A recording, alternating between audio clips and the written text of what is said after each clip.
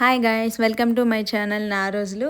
ఈరోజు పొద్దున time around 8:30 అవుతుంది. మా పొలం దగ్గరికి అయితే వచ్చాము.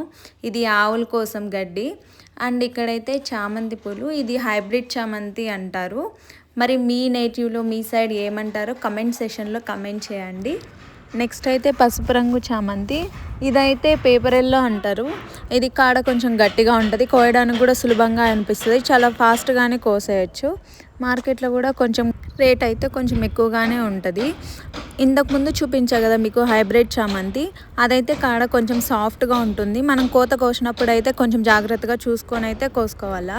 దీంతో పాటు మేమైతే ఇంట్లో వంట కోసం అనేసి ఇక్కడ ఎక్స్ట్రా కొంచెం ప్లేస్ ఉంటుంది కదా, అక్కడైతే మేము పచ్చిమిర్చి, వంకాయ, నాటి ఆనియన్ అంటే నాటి ఎర్రగడ్డ ఇలాంటివన్నీ ఇక్కడే పెట్టేస్తాము. ఎందుకంటే కొంచెం మనకి ఎక్స్ట్రా ప్లేస్ కూడా కలిసి వస్తుంది. ఎలానో వాటర్ వేస్తాం కదా, సో ఈజీగా ఉంటుంది, పంట బాగా వస్తుంది. మేమైతే వంటకైతే వాడుకోవచ్చు ఇదే. మా పొలం పక్కనే మా బాబాయ్ వాళ్ళ పొలం కూడా ఉంది. ఇక్కడైతే వాళ్ళు చెండుమల్లి నారు పెట్టారు. పూలైతే ఇంకా పోయలేదు, 2 వారాలు అయితే పట్టొచ్చు. ఇంకా దీంతో పాటు వాళ్ళు టమోటా కూడా పెట్టారు, అది కూడా చూడండి ఒకసారి.